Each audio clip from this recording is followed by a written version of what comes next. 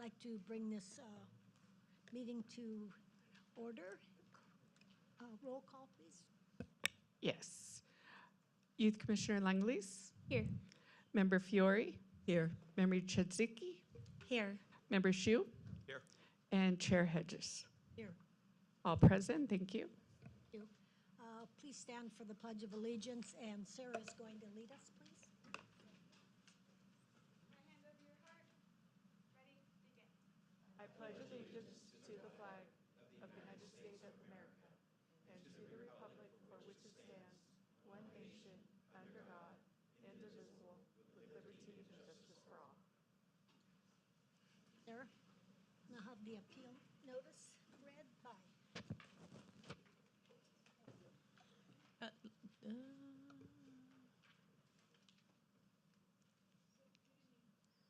Commissioners, this evening we do have a presentation by our, Presentation. First. yes, that's before the appeal notice, so Sorry. I'm going to go ahead and pass Please it go over ahead. to John. Please go ahead. It is on. Well, Good. there, we'll try it again. Is that better? I think it is. Okay. Thank you. Good evening, Commissioners. Tonight, my name is John Leverly. I'm with RKA Consulting Group. And as you know, RKA Consulting Group is your contract city engineer by way of David Gilbertson. And I typically assist Mr. Gilbertson in reviews of traffic studies, improvement plans, and other items like this. And I was asked tonight to present a presentation. I guess I can move that forward. Or no? There it is. To provide y'all with an understanding of several types of traffic studies out there. So we're going to start with a basic traffic study, which is just called a TS. You might see that abbreviation occasionally. Then we'll move on to a traffic impact analysis. And then finally, we'll cover a traffic impact analysis, which is performed as part of a secret environmental review. So your basic traffic study is intended to address a specific impact caused by a new development. These are typically on smaller projects, and they're intended to address impacts that local staff, local members, city engineer may have a knowledge of where this new project is going. A couple of examples of that is the Hillside Church and that retail on 6th Street. And the requirement for this, for these focus studies, is typically put on by the city staff or by your city engineer. An example of that might be a traffic signal warrant analysis, which is currently controlled by a two-way intersection. Warrants analysis at a two-way intersection. Impact of project driveways on roadways that are fronting the subject property, a turning pocket queuing analysis to determine if the existing turn lanes are actually long enough, or on-site driveway queuing, which is always a big one. You don't want the driveways backing up either on-site or on the main line. So, like I said, they're typically smaller projects to address a particular item. It's usually not a very lengthy study, and it usually doesn't require a whole lot on the applicant's part, but it does give the project a little more impetus when they're coming forward with to the Planning Commission. So the next level of a traffic study would be a traffic, I always forget, thanks. Would be a traffic impact analysis, or a TIA. You'll often hear that abbreviation. Many TIAs are done outside of a CEQA analysis, and these are typically to address local and regional traffic impacts caused by a new development. In this type of analysis, the engineers that are hired by the applicant must analyze all anticipated traffic impacts that the project could cause. Surrounding roadways, freeway interchanges, segments, pretty much they need to look at everything that the impact or all impacts that the project will have. And once again, it is required on larger projects, but these do not require a CEQA analysis. The project at River and Corridon would be an example of that, We did require some traffic impact analyses, but it did not go through a full environmental review.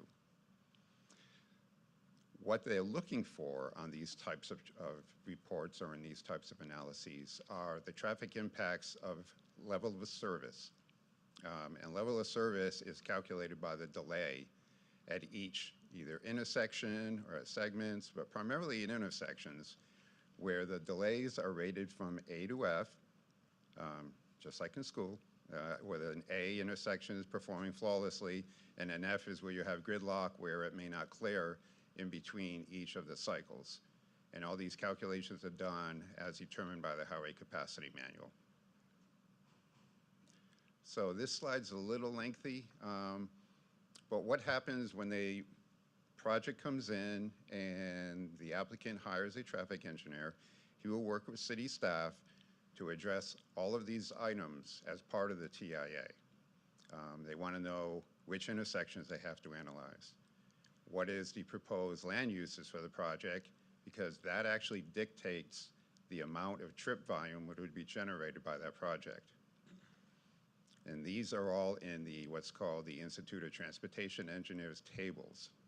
Every 4 to 6 years, the ITE publishes new tables, or they're actually pretty good sized books, which has for each land use, time of day,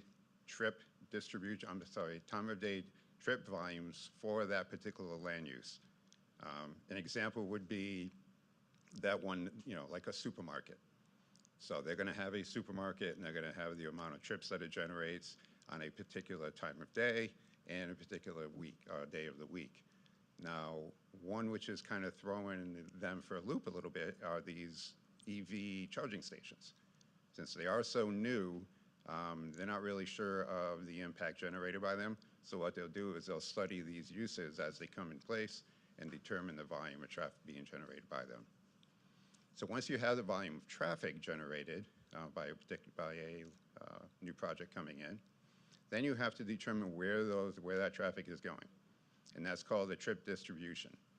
So they determine either from the driveways, primarily from the driveways, which direction everybody is traveling from that project.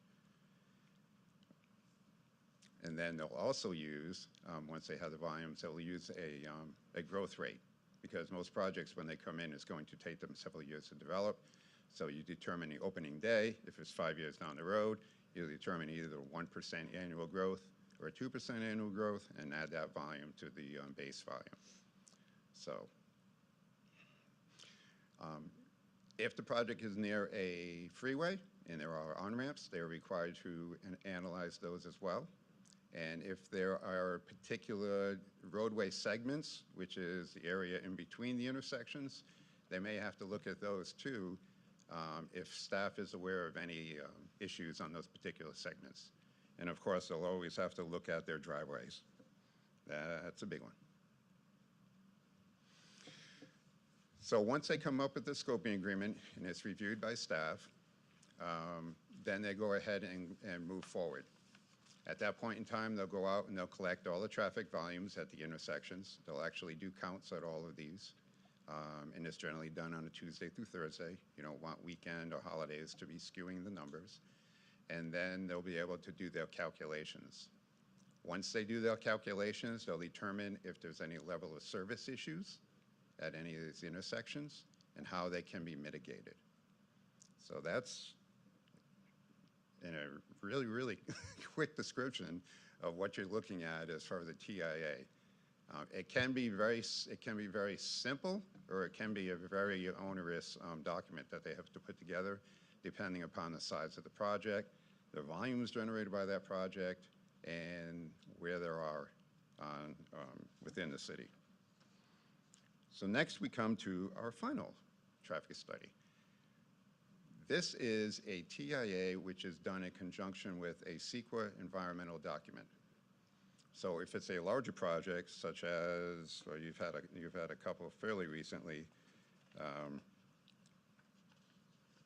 Where'd they go? Oh, the Palomita project and the Frontier project over here in Hamner and Third. Those both had to go through a full environmental document. So what has changed recently is there are additional requirements for a CEQA study when it comes to traffic impacts.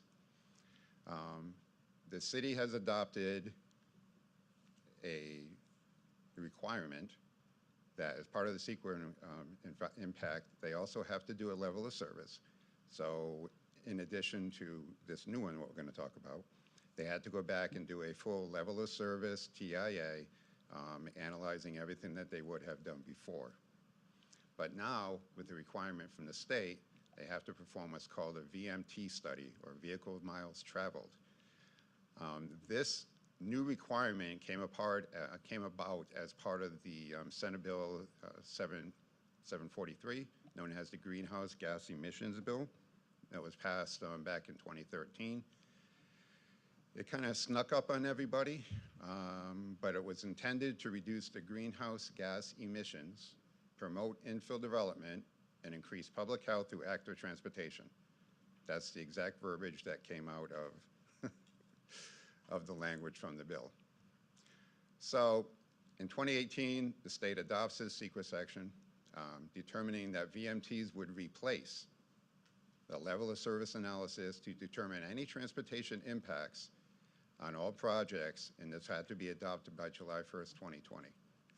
So you have the city's requirements, which is to go ahead and do a full TIA based on level of service, and now you have the state requirement, which is to develop a VMT analysis for the state, for the CEQA.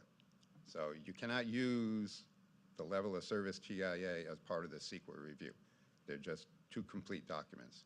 So the only thing that the CEQA is going to be looking at is VMT. VMT is complicated, to put it in easily. What it boils down to is it counts the amount of distance that you travel from your project throughout your day, and it calculates that and then bases that, all of those distances, on a what's called a TAZ, or Transportation Area Zone, on the background traffic. So pretty simply, if your VMT for your project is higher than what it's supposed to be, you have an impact, and if it's not, then you don't have an impact. The important thing to consider is that it's not based on level of service. It's not based on delay. It's based solely on the impact to the environment, is how the state determines this. So again, that is strictly part of the CEQA document. It's not part of the land use application as part of the city. So, and that in a nutshell is TIA, or Traffic Studies 101. I threw a lot at you, so if you have any questions, I'd be happy to answer them now. Does anyone have any questions? Jeff, we're going to wait for you. Kathy, any questions? Shannon? Okay, Jeff will be our question. Okay, he's the question man. Sorry, I was the one that kind of cajoled you guys here. I had requested Alma to prepare a presentation. Okay. One of the reasons is I think partly to educate everybody here, as well as potentially people who are sitting in the audience. And I'll use some examples for this. When the Hillside Church came, they came with a traffic impact report, they came with the traffic study, Correct. Which was a level service study, which indicated that the roads were able to handle the load based upon the size of the roads, et cetera, based upon the intersections that were selected. Mm-hmm. Now, I will give you another example, was for Dutch Brothers, which we had a room full of people who came in and said, this is going to be a horrible traffic impact, that it's going to be backed up on Hamner, people aren't going to be able to get by. And they actually did have a traffic impact analysis, and then they came in and kind of told us how they were addressing it and that it was going to be done. So those are kind of two different scenarios where the analysis for the Dutch Brothers ended up being right, and we don't have a traffic impact issue there, versus the Hillside, where there's a lot of people who are looking at the numbers on the just the intersections and saying that I see the numbers, but I don't believe it type of deal. And ultimately, when we're up here, and there's a lot of residents that are coming and saying, hey, you need to protect our streets, our neighborhoods, and really make sure that these streets are safe. I want to be able to better present to them why these reports are the way that they are. And I'll ask you a question on how you guys would handle something.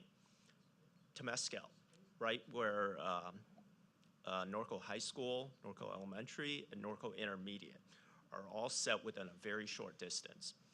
If you travel there at 11 a.m., you'll probably be the only car going through there. But if you go there at 8 a.m., you will be stuck there for an hour. So it is a very specific time, and yet if you did an analysis on it, you would say, okay, this road, the size, can handle whatever traffic, except for these very specific times. And so how can we better direct these questions to be able to respond to it better? How do we deal with these very specific loads in terms of the traffic study?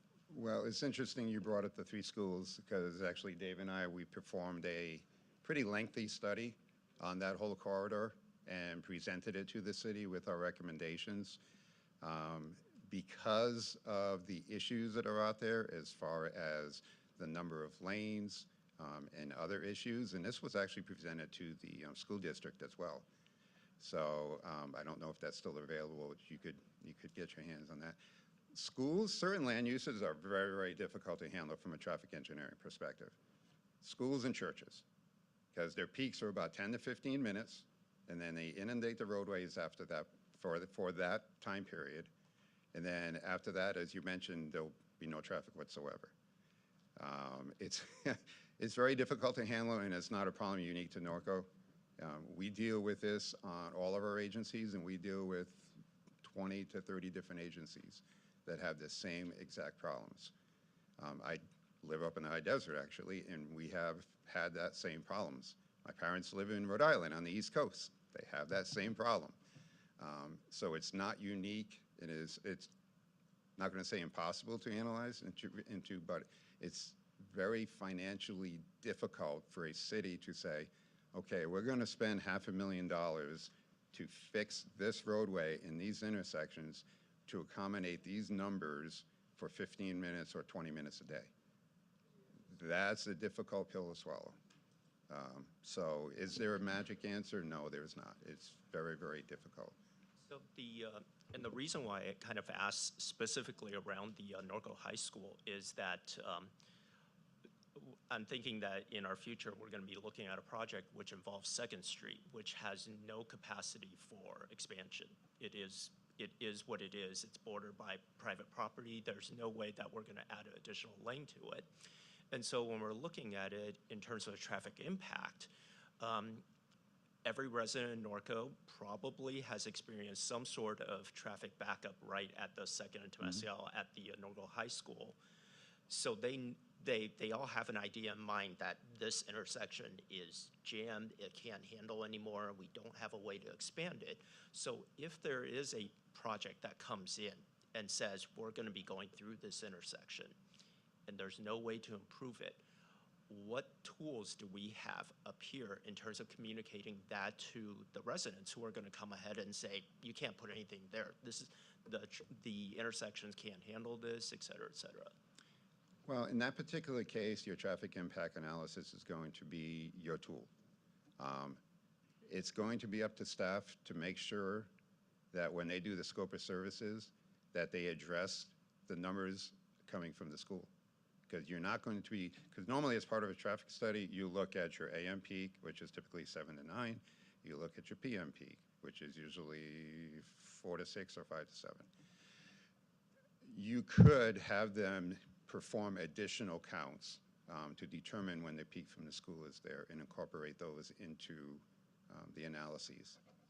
That's pretty much what I would recommend. And Dave, I don't know if you have anything else to add to that, but it's unique situations like that is where you need the local knowledge. So, If I maybe add to that a little bit. Once we determine for this future project what those impacts are, it'll be up to the consultant that they hire to come up with mitigation measures to address those.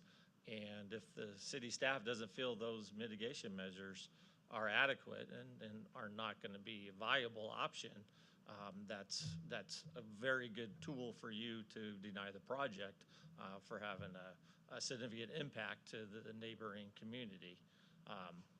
There's a lot of options, and it might be that they can't utilize that, that exit and the ingress and egress for that development. So there's certain things that that we can do based on what the impact analysis shows us. So, yeah, if I can go back to the Hillside Church a little bit, the study didn't say that there weren't any impacts, okay? But it didn't meet the thresholds for additional improvements. 6th Street was already signalized, and it really didn't create an additional delay. A single lane road or a single lane, can handle 1,200 to 1,600 cars a day, or per hour, excuse me. That's a lot of vehicles. Are they getting that now? No. With the church during those peak times, yeah, maybe they were getting closer to those volumes, but it wasn't enough to get over that threshold. And we also looked at the other side, the south side at 5th Street. Is signalization required for that, and that it didn't meet those thresholds either. It was never that. Again, it wasn't that there weren't any impacts. They didn't meet the thresholds that additional improvements needed to be done. So, Thank you very much. Thank you. Thank you.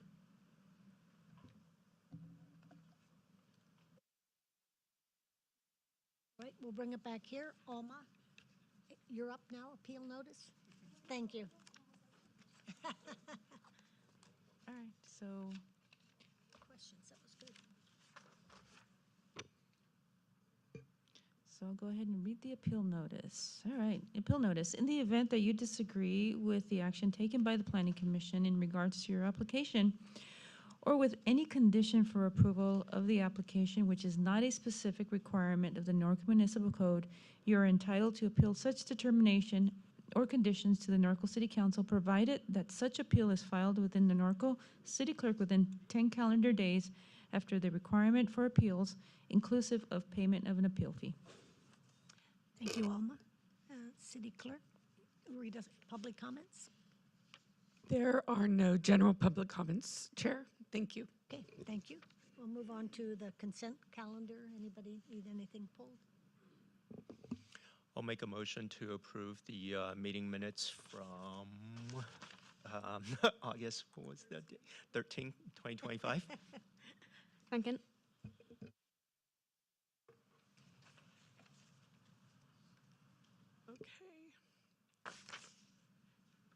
Votes here. Okay, Youth Commissioner Langlese, Yes. Member Fiore. Yes. Oh, okay, thank you. Member Szedzinski, Yes. Vice Chair Shu, Yes. and Chair Hedges. Yes. Motion passes unanimous. Thank you. Now go on to item 4A, and this is Erica Alma, Oh, that's good. lucky Alma. I need a clicker. Oh, just waiting for the clicker and I'll get started.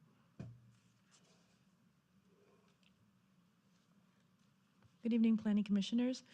This agenda item 4A is sign review 2025-03.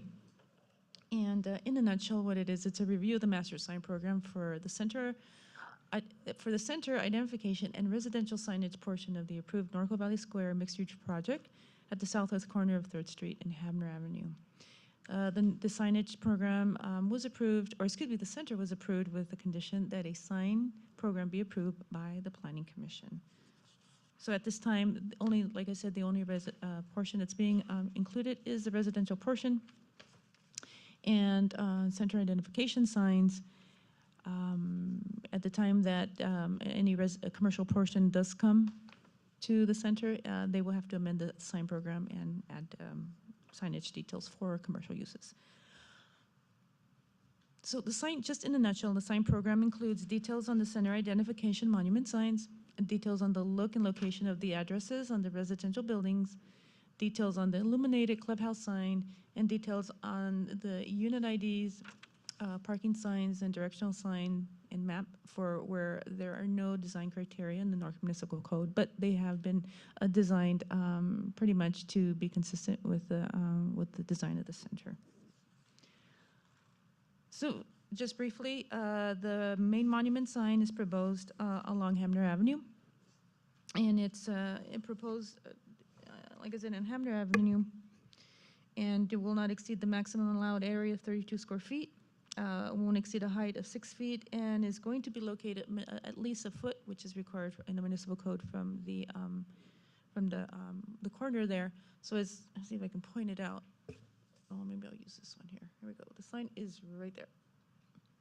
So it's going to be, more than a foot away from the front property line, and it's going to be placed really close to the same grade as the sidewalk in that area.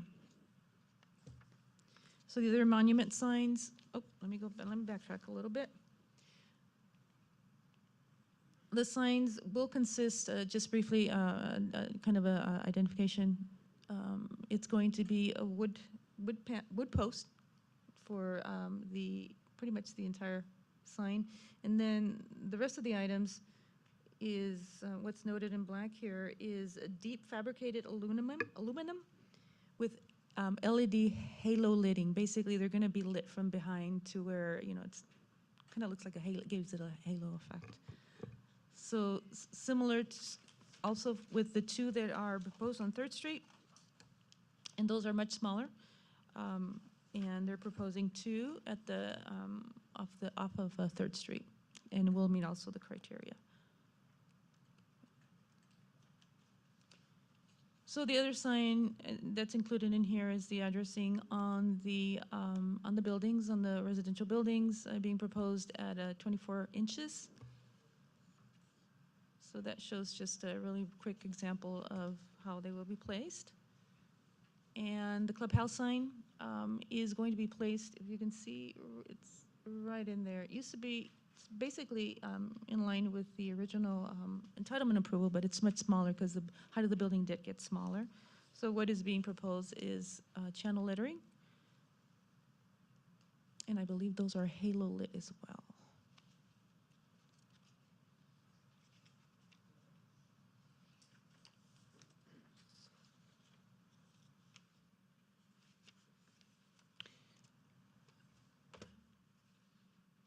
And to conclude, this is just an example of the other signs that will be located, and there was a site plan provided in the sign program of the other type of signage that will be throughout the center. These are smaller parking sign, be placed on some of the buildings for directional purposes, etc.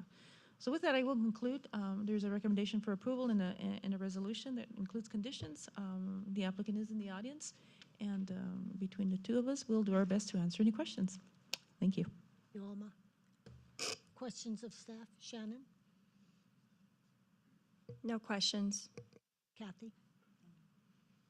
One, at the primary entrance on Hamner, there's only one primary monument sign, and I'm surprised that there isn't a companion one on the other side of the drive. And the only reason I bring that up is that it would look to me, from the way it's drawn, that really northbound traffic is going to have the benefit of a monument entrance sign, but the southbound traffic would not. And maybe that isn't a concern, for the applicant, but I think if we're looking at other conditions in the city, we typically see one at a corner of an intersection, which kind of addresses the entire project. But there is not one at 3rd and Hamner. I would think if there was that one there, then maybe that would be enough from the northbound side, but I'm wondering Yeah, why. we can definitely, at this time, it's not being proposed, but we can actually, the applicant is here and they can probably address that at this time. As to why, that one's not being proposed at this time. Okay, and then also on page, sorry, this is in the exhibit.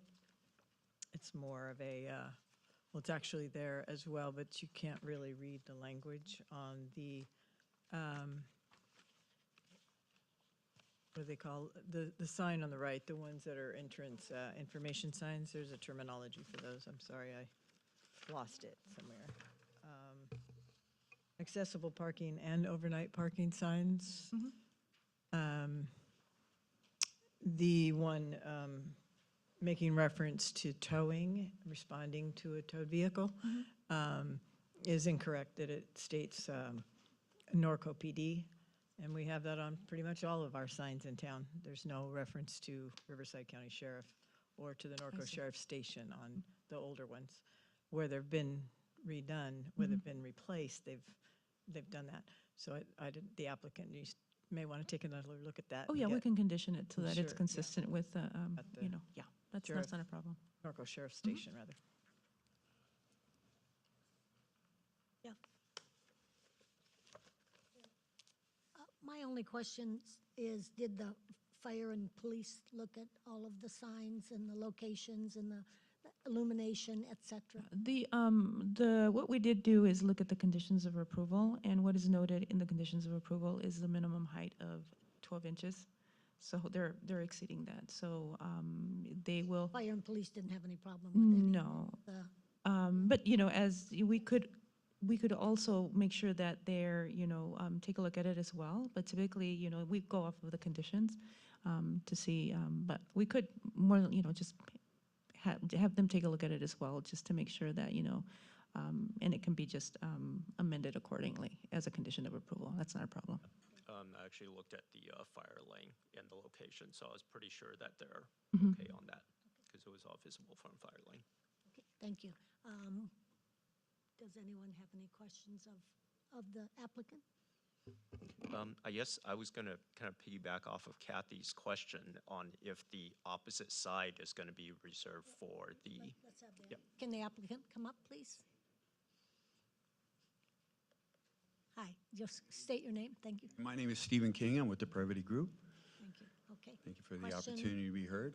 Question with either one, Kathy? Kathy? Well, I brought up With regard to, just a question as to yes. why that, it didn't make sense to me, that's the that only reason. parcel is actually designated for a future hotel, and it's actually an escrow. Got it. So there That is makes a sense. merchant that's Okay. purchased that, so we still own the other side. Reserving the right to put something different there. My question is. Yes. The sign is made out of wood? Yes. It's not artificial wood? Because Norco and wood don't go really good together. They fade really easily. Like, the big monument sign has a lot of wood on it. I mean, it looks nice, but wood just doesn't last in Norco. Yeah, my from the thought weather. that it would be something more of an artificial wood. Yeah, they make some really nice. Yeah. Okay. Absolutely. All right. Just like block. Cementish block goes for signage or goes for fencing. I would think that we could look into the same thing. I understand the idea that over time it would tweak and Yeah, would it not just look right. fades and starts looking really ratty, so, okay. Anything else? Thank you very much. You're welcome. Thank you. Any other questions? No, thank you. Alma, thanks so much for working with us on all this. We detailed the signs, the lettering, spent quite a bit of time going over all of that, and she was quite helpful. Thank you. Thank you. And there are no public comments on this item. All right, then we will bring it back to us. Any discussion and/or approval, disapproval? If there are no comments, I will make a motion to approve sign package 2025-03. just real quick, my apologies. With the changes? Yes, that's what I was gonna, sorry, thank you, Pat. With the changes? with the discussed changes. There you go. The discuss changes is basically the verbiage on the parking signs, and then, you know, if it's not wood, it has to be simulate something to wood, correct? Okay. Second.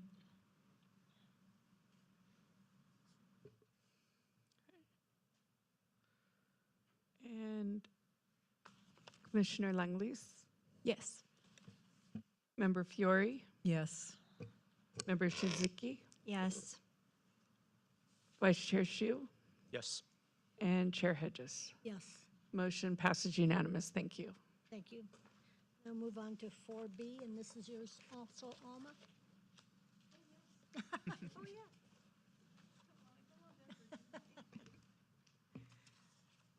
All right. No, this is agenda item 4B. There's no slideshow. It's a very brief presentation on my part. This is, I know based on one of the concerns that came up at the Planning Commission meeting, the last meeting, this is a discussion item to discuss those concerns amongst the Planning Commission with respect to the lack of setback requirements for corrals that are not covered. Generally speaking, if you have a corral that's covered, it's required to be at least 5 feet away from the property line. However, that has not been applied to the corral fencing. That corral fencing can come right up to the property line, and that there was some concerns. And the purpose of this short discussion item is for the commission to discuss the concerns and, you know, provide staff with any appropriate direction. So with that, I will conclude, and I'll let the commission, I'll take notes, and the floor is yours. Okay, well, we'll start with just, and I don't think you have any specific questions, but you can voice your opinion, and then we can make it an open discussion, okay?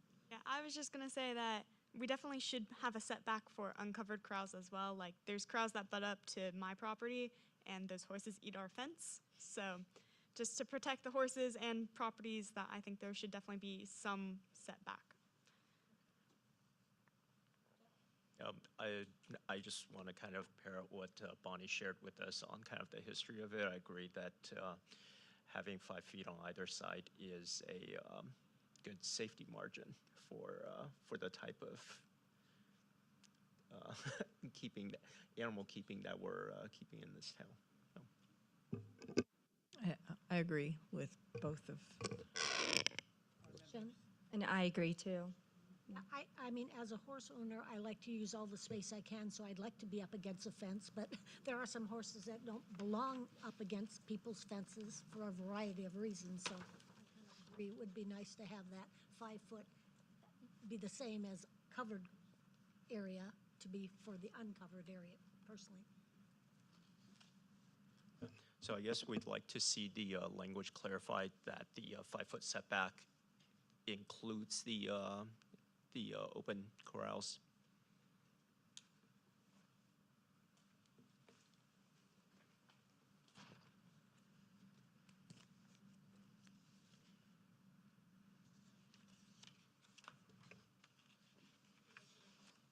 You don't need any vote or anything. That's, from I us. think it's at the consensus, and I have what I need.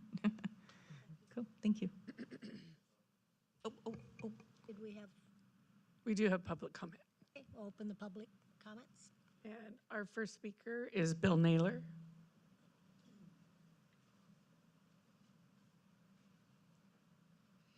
Evening, Commissioners. I'm sorry to hear you guys talk the way you're talking and leaning at this point. I'd like to point a few things out to you that you maybe are not considering. First of all, years ago, a lot of Norco was broken into very narrow lots so that they could not be developed in certain ways that the city did not want them to be done. If you start taking away 5 feet on each side where horses are kept and such, you're starting to get those lots down really small. I know a lot of people like to have round pins or arena or turnout, things like that. And if you're starting to say that you have to have another 5 feet taken away from those, it's going to be a real problem. I did some quick looking on Google tonight, And I even see some of the council members have horses right up to their fence lines. You're going to be running some real problem, and I'll bet you'll have hundreds of people down here. Now, I understand the need to protect the animals. I'm very much that way. Where we feel that there's an issue, we do pull back at least 5 feet off the property line if we feel that there is an issue with either with our neighbor or with our horses. But I think that is an individual decision, not necessarily something the city should be deciding. And I know it would probably be grandfathered in with the way people are currently, but you'd be talking about new people coming in. It's going to be a nightmare to enforce. Just kind of giving you guys, you might want to be rethinking this just a little bit. Thank you.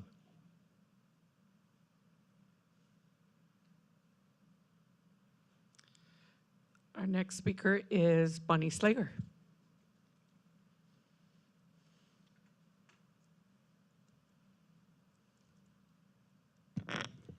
Well, I'm glad that all of you are looking at the 5 feet. I think it's very important. There are no specific rules in this town for intact male farm animals. And so being able to keep them off the fence, I think we have more people coming into town that are not as knowledgeable on animal keeping. And so I think it's important. In addition to intact male farm animals, we also have the concerns of disease. Some diseases are spread by nose-to-nose contact. And where there wasn't the perimeter fence got pushed by a large horse.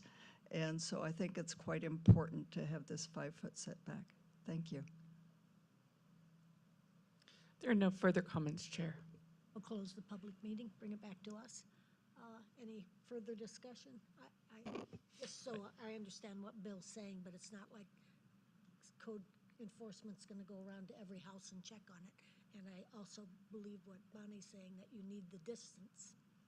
Yeah, and I mean, I fully, my biggest concern is the welfare of the animals. But the other part is we've all been around, we've all heard horses kicking the different pipe corrals. And I think one of the factors is having it right up against the fence line is also a risk of property damage on a shared property line. So I think it just makes sense to pull that off the property line.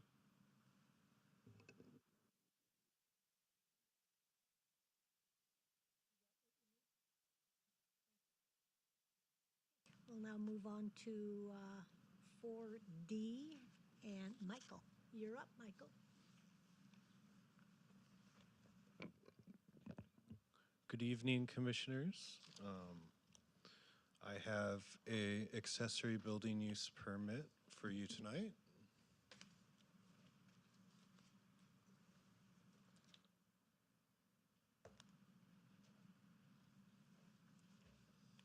So this is a request to allow the construction of a 1,000 square foot detached RV garage with a 400 square foot workshop attached at 4002 Center Avenue.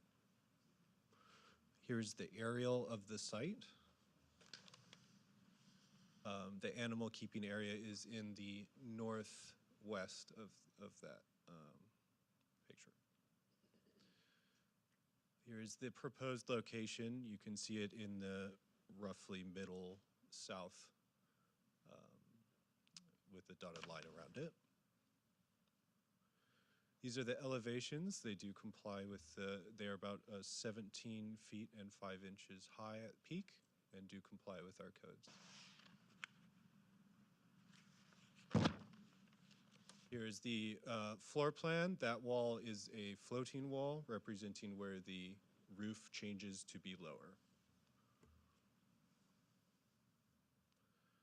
And this is an example of the findings that it does meet our development standards. And then staff is recommending approval of Accessory Building Use Permit 2025-06 with conditions attached to Resolution 2025-18. Any questions? Thank you. Questions, Shannon, of Michael, of staff? No. Kathy, questions of staff? No.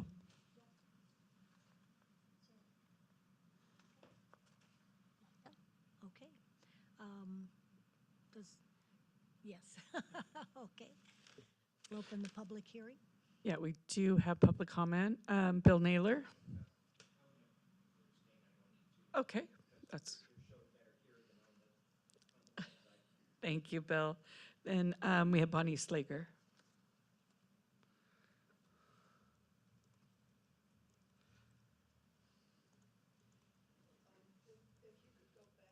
The site plan.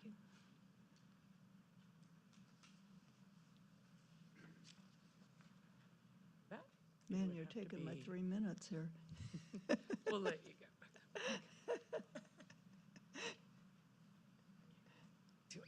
She has to do it from the back.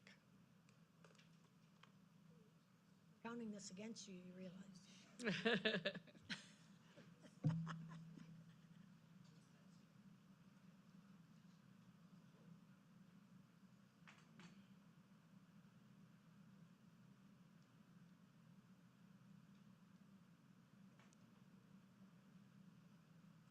Yeah, okay.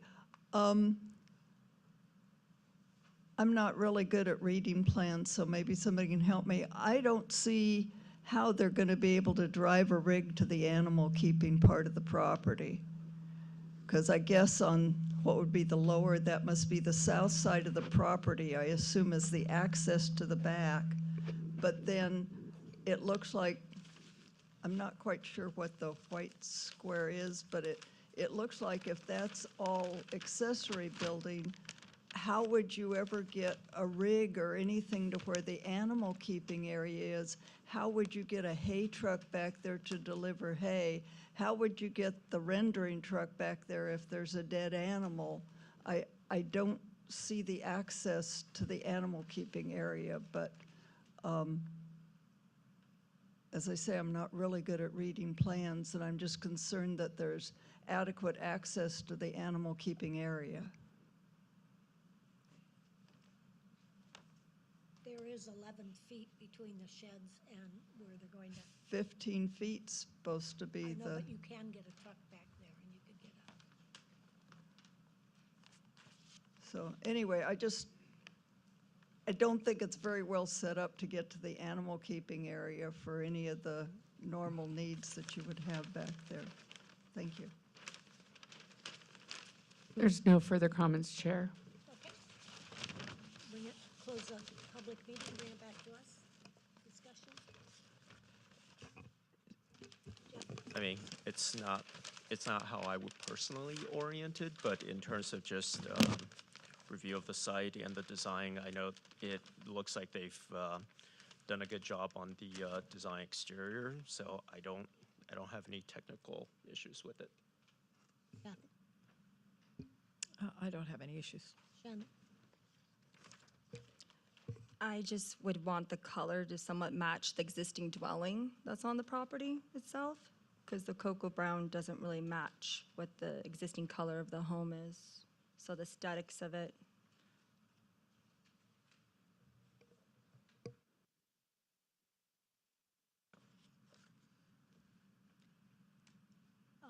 And I tried to make sure that they could get back there too, because that's always a concern of mine, Bonnie. And to me, it looks like there's plenty of places that they could drive back there and do what they need to.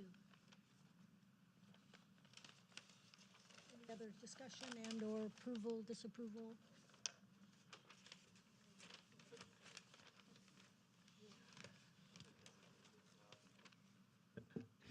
All right, I'll make a motion to approve accessory use building permit 2025-06 with the conditions attached for resolution 2025-18.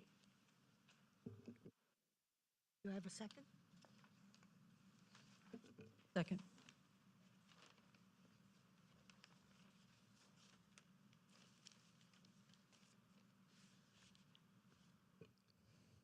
Youth Commissioner Langley's, Yes.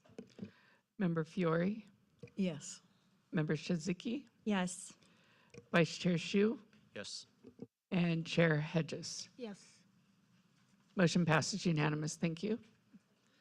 Move on to 4D. This also is yours, Michael? Yes, good evening again. This is another accessory building use permit. Oops.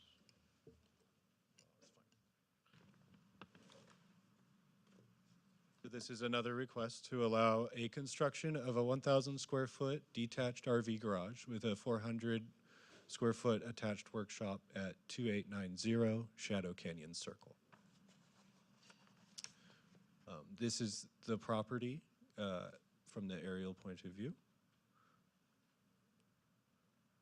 This is the site plan.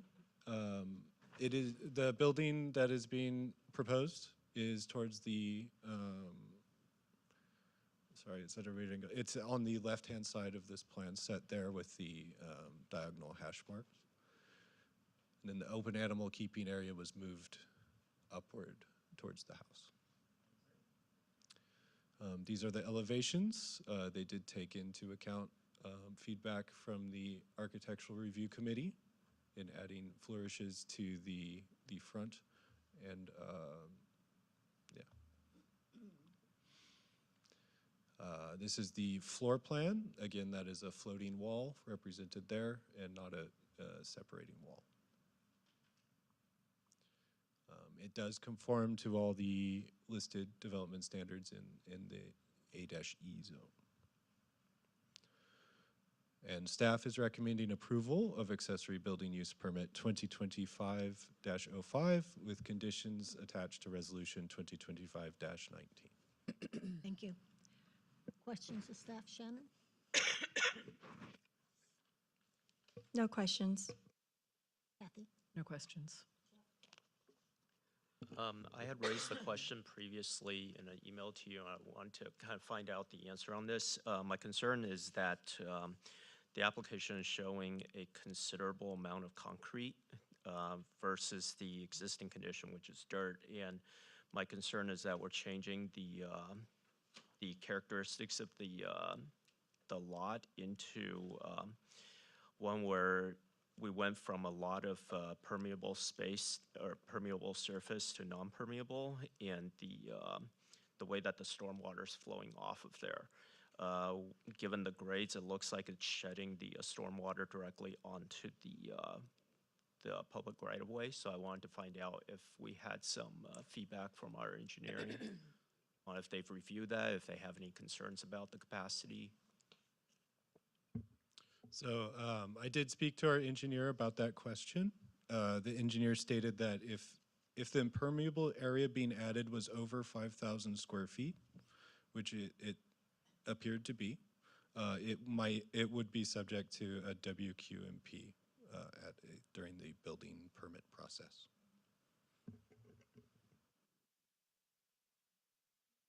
For staff. Any? Yes. Open the public meeting. Oh, Um, wait, excuse me, can we have the applicant, is the applicant in the audience? Could you come up, please, first? Thank you. State your name. Good evening, this is Lupi Estrada. Hi. I had a question. Do you have animals? I do, but not on this property. Okay. Not yet. Okay. This property is gonna be for my son. I moved from Upland. I just bought 3 properties in Norco because I love Norco. I'm trying to bring my family to Norco, so it's gonna be for my son. Okay, thank you. Anybody else have any questions? Okay. Thank you. Thank you. Thank you. Okay. Our first speaker is Robin Van Kies.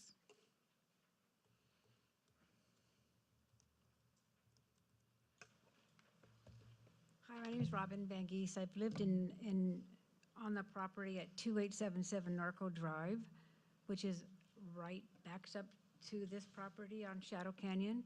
So if you could look at the picture showing the overview of the yard. That right there. So you can see that there is a tree right in the middle of that property, and that barn at the very end, right there, is my barn. The one at the gray on the end? Right. Okay. At the very end of the property. right up against the house. They have, and it's not on this picture, but they have already poured a cement pad, which is taking up a great majority of the property. This project will take up 40% of that yard with a 16-foot foot at the eave and a 20-foot at the peak. Ever since I moved here, I've been able to look out my backyard and see the mountains. This will be right up against where my horses are. I won't be able to see the mountains anymore. My view will be gone. Not only to mention that the light coming from there will be blocked by this huge building. This is not consistent with animal keeping in Norco. There is no, after this building is built and the driveway is built and that other pad that is there next to that tree, there will be no room for horse keeping. So I am voting that you say no to this project. There's an email that you guys have that's attached to my email from my neighbor who's also protesting it because it's going to block her view. So it's not consistent with animal keeping, and that's all I have to say about that. So I think you guys should really consider this project as a no-go for Norco, no-go for horse keeping and the rural atmosphere in Norco. Thank you. Our next speaker is Bill Naylor.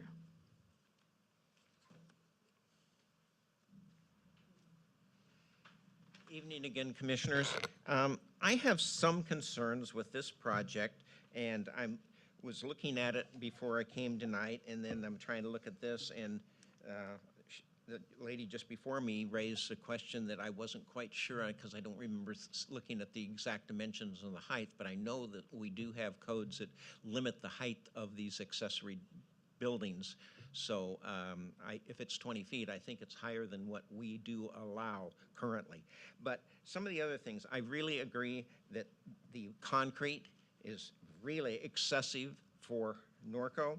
The other thing I'm concerned about is I have raised the concern several times at commission meetings at some of these things, and because for some reason, we don't seem to take into consideration what the health code is. And I am going to be honest with you, I do not know what the Riverside Health Code is because when I was code enforcement before in LA County, I knew that the health code there required any animal keeping areas to be at least 40 feet from any opening to a residential house. That means a window or a door. So I do not know what it is here in Riverside County, but the county health department oversees what we do. I do know that there is a 35-foot setback from a residential next door, you know, the house next door, but I do not know what it is on the property. And I keep asking, nobody's ever really looked it up to tell me what it is, and it's something I think you really should consider, because if this is animal keeping areas 5 feet off the back of the house, that's awful close to have your animals with manure and everything else. It's just kind of not real smart. But the other thing is take a look at the little training area they have back there. Have you ever seen it's an 18-foot kind of round pen? Usually they're 40, 50, 60 feet in diameter, not 18 feet. It doesn't make sense.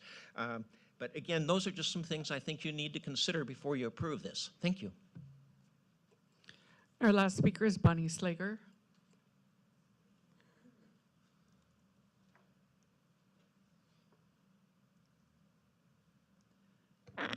Hi. Yeah, I think I have the same concerns as Bill. Really, to have the animal keeping area 5 foot from your patio, I don't think, and maybe these people don't intend to have animals, but, you know, the property will sell someday and somebody else might want to have animals. So I think having the animal keeping 5 foot off your property doesn't make sense. And then the I don't know, they call it a training pen. I don't know if it's supposed to be a round pen. Standard size for a round pen is 60 feet in diameter. Mine's 50 feet. What's that one, like 14 feet or something? 16 feet? That, unless you want a bowed tendon on a young horse, I don't know what you would do with that. And I'm unclear, between the animal keeping and that, I'm unclear what those two white squares are, but it seems like it really, oh yeah, we got to stick in some animal keeping around the concrete in the big buildings. So it doesn't seem real well thought out to me, but I don't know. Thank you. There's no further comment, Chair. We'll close the public hearing. Bring it back to us, discussion. Well, applicant, come on, we'll open the public hearing. Come on, back up. Regarding a concern about her view from her house, if you notice, that's one of the reasons why we move the garage towards the house, so it keep those 25 feet away so she could still see the view. The house, the tip of the house, it's about 22 feet also. So she can't see the view anyways because the garage and the house, it's at the same level. Back to the pan, the setbacks that we put on this garage also, it's 25 on the right, and it's about 37 on the right. And with the pan is, that pan can be enlarged at any given time. So I really want you to consider that we did take in consideration those two items that they're talking about. Thank you. Close the public hearing. Discussion, Kathy. I don't really have. Yeah, there we go. I really believe there's ample setback based upon what our criteria in graduated setbacks is for the height of the building.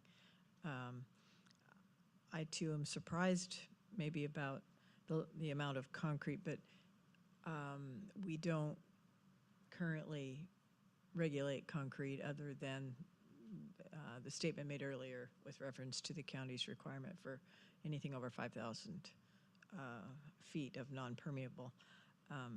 So, and certainly access to animal keeping is well established, and this is set far back, so I don't really have any concerns. Shannon? My only concern is how close the animal keeping area is to the house. That's the only concern that I see with it, and the fact of all the concrete. You don't really have animals walking on concrete, so that's my concerns with it. Sarah?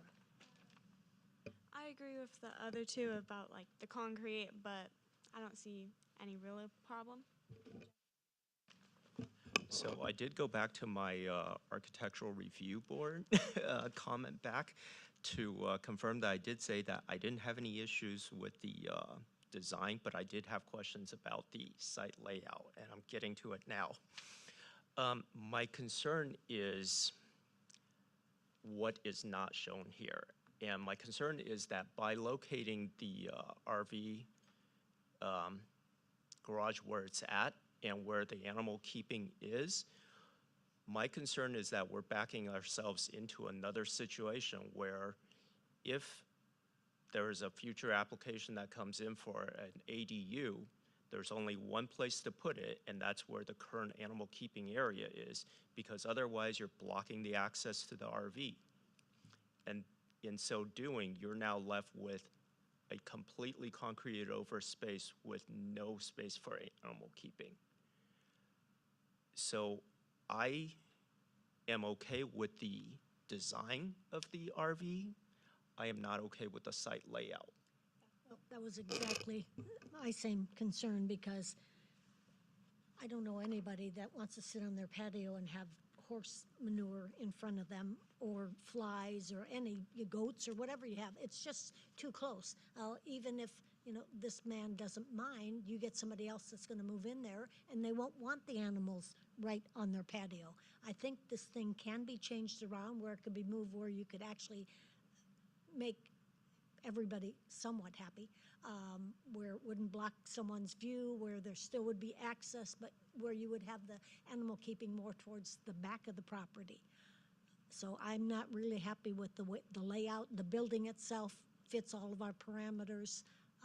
Access to it does, but where the horse property is, it just, or animal keeping property is, it just doesn't fit there. It just doesn't fit for future, maybe for this man who owns it now, but we have to think about the future. And I'm also concerned about the ADU, because you're right, where is it gonna go? It's gonna go right there. We won't have anything left.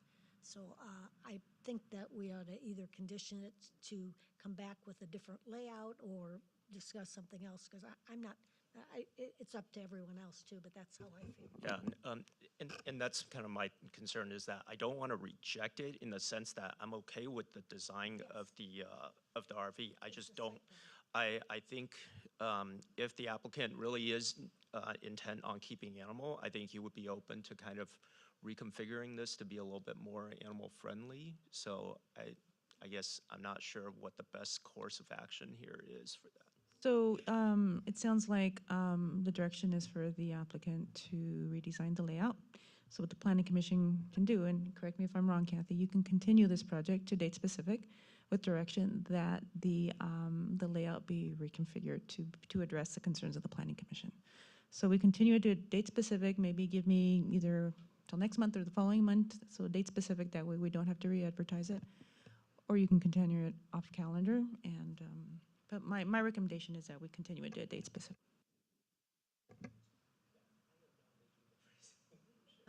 Come on. You can do it. I know you can.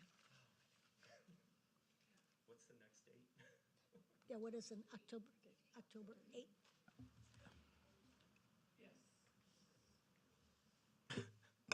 I make a motion to continue agenda item, sorry. See, this is why I left my hard copy, or I left my computer. Okay. That one, right? I make a motion to continue agenda item 4C? 4D to date specific of October 8th with the, for the applicant to revise the site plan based upon the commission's comments. Second? Second.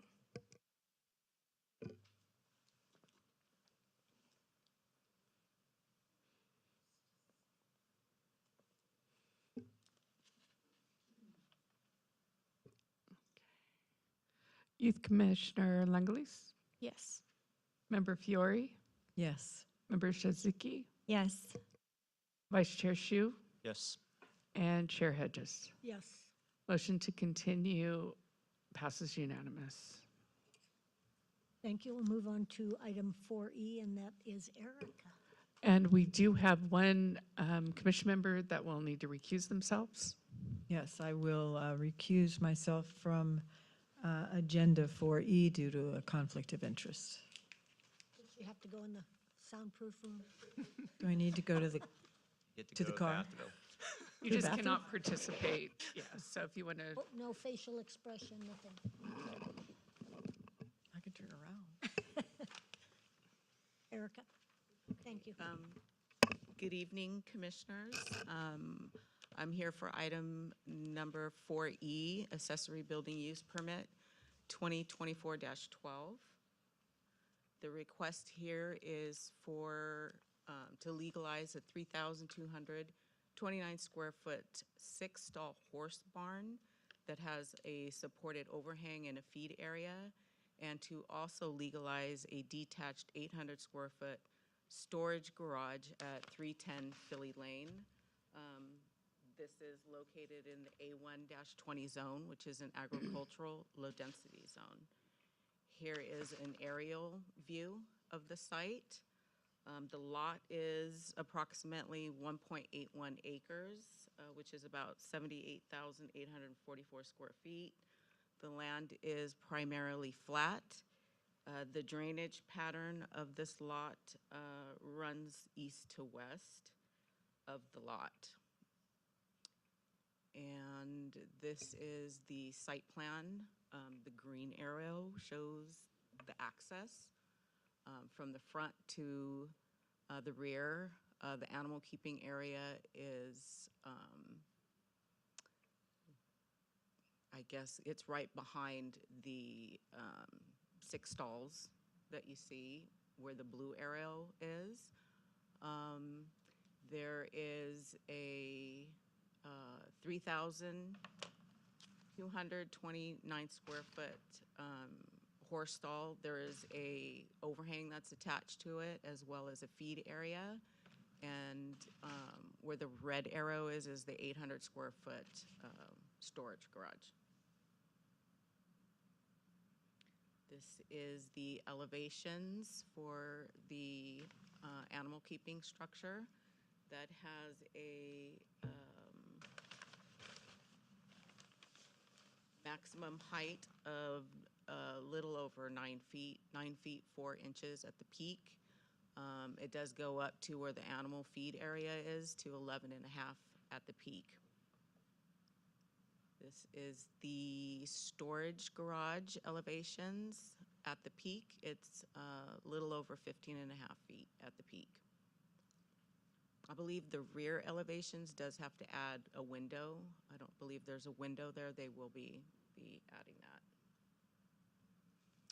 For the analysis for the development standards, the 6-stall animal keeping structure does meet all of the requirements for the size, the height, the graduated setbacks, as well as the lot coverage.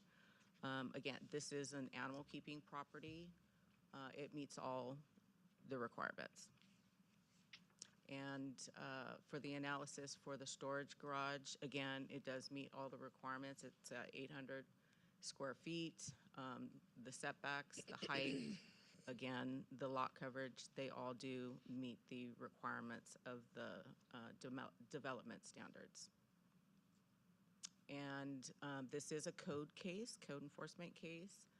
The garage is the one that was cited for the code case. The horse stalls was also found to not have a permit. So the applicant is trying to legalize both structures.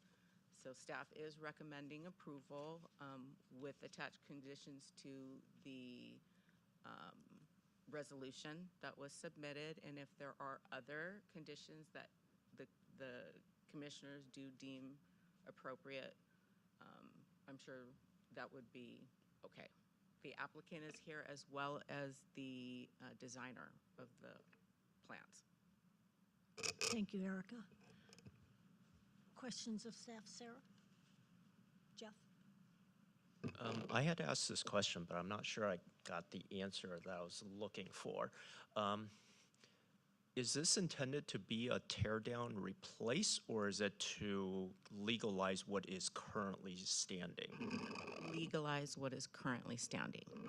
So no modification to the existing either? I do believe they are going to do some modifications. Okay, the reason why I'm asking is because in the staff report included existing photos, and those photos did not line up with what the drawings show. So it wasn't very clear on what is being torn down and added versus what it's representing existing. The applicant is here, as well as the person that drew the plans. I do believe there's some modifications, but it will be minor. So the applicant. I'll save that for when the applicant comes up then. Shannon? No questions. I don't have any questions either. Please state your name. Matthew Rico. I'm the designer and applicant for this project. Can you restate the question of your concern, please? Yeah, so in our staff report packet, there's included photos of the existing condition, and it shows what's currently there. And based upon what I'm seeing from the photos against what is shown in this design packet, there are differences in there in terms of like the back of the stalls. There's the crescent-shaped windows and stuff like that that I don't believe is in the current photos, or are they? Am I just? Okay, so I guess my question is this to legalize what is currently there, or is it going to be tear down of what's currently there and building something new? Okay, so I'll answer it in order of, I guess, your question, and then your first part of your question is the photos matching the building and the design, right? So those windows in the rear, I think that's just lack of photos provided, but that condition is existing. And then second part of the question is, yeah, the current structure will not be demolished or demoed. If anything, it would, so we're looking to keep the structure. And per structural engineer and plan check and that process, that would then trigger any modifications for anything that's needed to add to the structure. But besides that, there's no change. There'll be no demo besides what's recommended per structural sheets in the next phase of if you grant us approval. So my concern is when we are approving this, the idea is that this is part of the code case, and ultimately, if we provide the approval, it'll retroactively go back, and the inspector is going to go back and say, okay, this is per all the drawings and it matches up, so now you're illegal. And my concern actually is for you on if you're calling out this specific material, this specific color, and that's what we are being asked to say, yes, we're permitting this, and the inspector goes out there and sees that's not what's out there. You're now going to have to take whatever material is there and put what's approved on there. So I just want you to be aware that whatever we're approving is what's going to be binding to what you're going to have to put there. So are you sure that everything there is exactly what is currently there? Because if it's not, you're going to be held to provide that. Right, understood. Yeah, I'm sure, right, that the conditions that are shown and will be on the plans will match the condition of the property.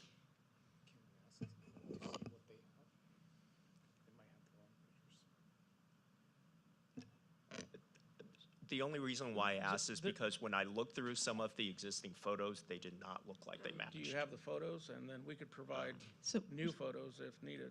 So I think just to make sure that Mr. Rico understands, the question that our commissioner is asking, that the renderings, just so I understand, the renderings that have been provided do not match the pictures. Is that correct? Yeah, like the gates there, where you have the decorative gates for the corrals, where you have the swooping arches and stuff like that.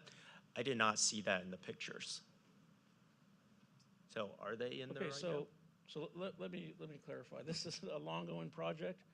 Now looking at these elevations, there has been a current modification to the property since I think this was drafted, and then the modification that has been added to the structure is the cedar block look that you have there. It's now finished with a stucco. And that, I think, is probably what is aligning with the question and So that is my concern, is that what we are being asked to review and approve is what is being presented.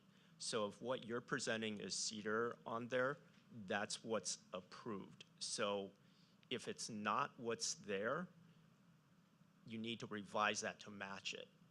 Right. So I'm not taking issue to what is being presented here. I think it's great. I think the color's fine. My concern is for you that whatever you present in front of us and we approve is what you're going to have to make sure that it matches. So if it's stucco, you need to revise that to be stucco. Right. Yeah, so I think that discovery, just trying to match what you're asking and then what my interpretation is. Yeah, we just discovered that. So the cedar block there, it is finished as stucco now to match the house. So a revision would need to be made. I would ask before approval is granted. Yeah, I would just say, again, this looks great. I would be happy with this. My concern is if we approve that, that is what you're gonna have to provide. And from the pictures, it didn't look exactly like that, so I just wanted to make sure that we're on the same page on this. Yeah, great observation and detail to the plan. There is a photo here that I think is, I think of the current condition, if you want to, I don't know if that was shared, but we'll make the necessary adjustment needed to the plans. Do you have any questions? So I just want to make sure that the applicant understands that what's being approved for these drawings is what has to happen out in the field. Right. If you need to change it. If you need to change it. Before we approve it. So, okay, let's see how I would like to request maybe to table this review for approval, and then request if we could revisit to bring back the current condition of what the property is. Thank you. Okay, thank you. Thank you. Okay. Okay, Shannon, can you make that motion? Sure you can. Date specific? You can do it. So just say a motion? Motion, yeah, the recommendation is that this item be continued to the next meeting, which is October 8th. 8th? Yes. 8th. Okay, this to be continued to the October 8th meeting. That's the motion? Do we have a second? Okay, Second. second.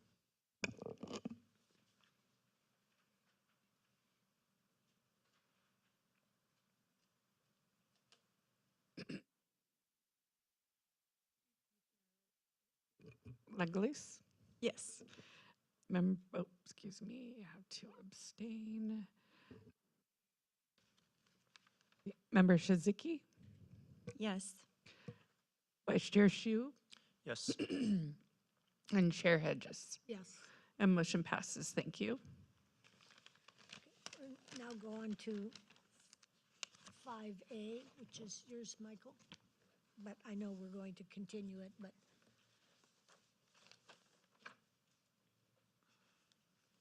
So this would have been a presentation on conditional use permit 2025-04, which would be a 11,570 square foot daycare with outdoor play area at 2490 River Road.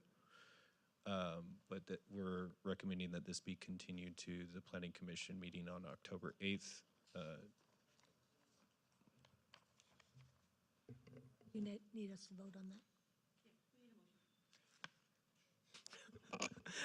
I'll make a motion to continue agenda item 5A to date specific October 8th, 2025. Second. Can someone second?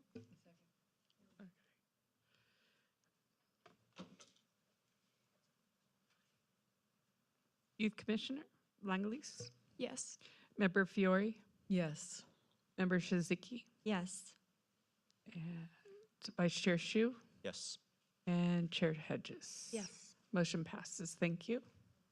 Go to 5B, this is yours, Karen. Vesting, item 5B is for a vesting tentative parcel map 39067, a request to subdivide an existing 2.2 acre lot into two lots located on the southwest corner of River Road and Corydon Street within the commercial general zone. Staff is recommending that this also be continued to go in conjunction with the conditional use permit for meeting October 8th, 2025. You can do it. Make a motion. I make a motion that agenda item 5B be continued to the meeting date of October 8th, 2025. I'll second.